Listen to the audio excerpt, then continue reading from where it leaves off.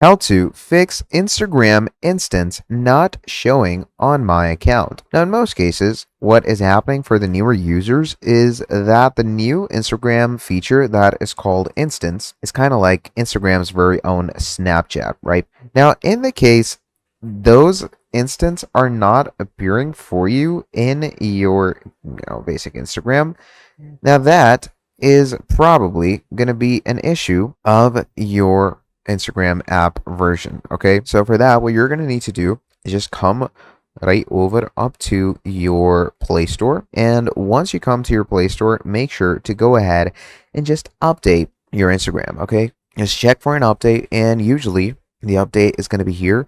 Now, in the case it's already updated and it's not showing, maybe it is not appearing in your region as of yet. But as you can see over here, it says update for me. So you can simply hit update and you should be good to go. So that is pretty much about it for this video. Thank you for watching all the way till the end, and I'll see all of you next time. Have a great day. Goodbye.